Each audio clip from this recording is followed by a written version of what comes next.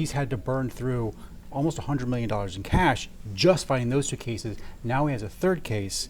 And this super PAC had transferred $60 million to another campaign entity with the intent of using that $60 million to run television ads, campaign ads for Donald Trump. They had to ask for that money back. They had to take that money back. So money, tens of millions of dollars that was going to spend politically to help Donald Trump is now going entirely to the legal defense team. And again, that's before this third case. So he's in big trouble.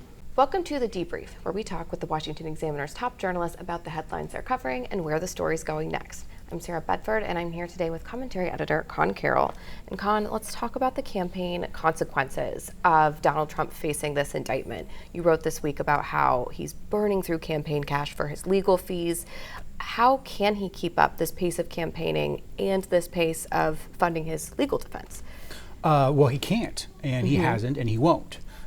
So this week, with the FEC reports coming in, what we discovered is that his largest PAC, which had $100 million cash on hand at the beginning of last year, now has less than $4 million. And we know from these same filings that almost all that money has gone to legal fees. And this was before the most recent indictment this week on the January 6 charges. Those were to pay for the Manhattan case and also the illegal documents case, also here in D.C. So he's had to burn through almost $100 million in cash just fighting those two cases. Now he has a third case, and this super PAC had transferred $60 million to another campaign entity with the intent of using that $60 million to run television ads, campaign ads for Donald Trump. They had to ask for that money back. They had to take that money back. So money, tens of millions of dollars that was going to spend politically to help Donald Trump is now going entirely to the legal defense team. And again, that's before this third case. So he's in big trouble.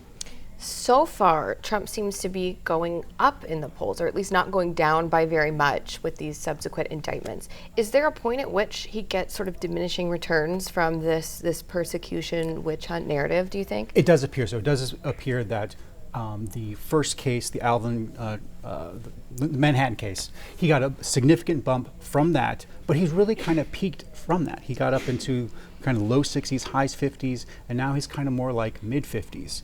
And that's with the second documents case. So we haven't seen the polling coming in after this third one, but if it's anything like the second case, it'll probably just come down a little bit more, and it's just the wrong trajectory. It's as if, he peaked with the Manhattan case. That was a great one for him, but what is still going for him is that even as he's slightly declined, DeSantis has not caught up yet. So wherever his support is going, so far it's not going to his main rival. How do you think that Trump's GOP primary opponents have handled this? Most of them have been pretty critical of the Justice Department here in this latest indictment. What do you make of it? I think they're playing their cards right. Look, Trump is still wildly popular within the base of the party.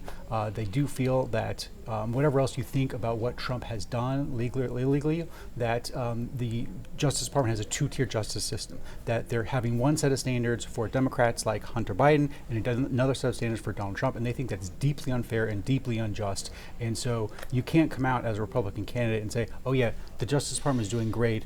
I'm totally fine with them not prosecuting Hunter, but they should totally prosecute Trump. You can't take that stance and survive. So I think a lot of them are casting the correct, measured step, which is to say, look, the Justice Department clearly is being biased here, and that's wrong. Well, Conn, thank you so much for being here today. You can get more reporting from Conn and the rest of the commentary team at washingtonexaminer.com.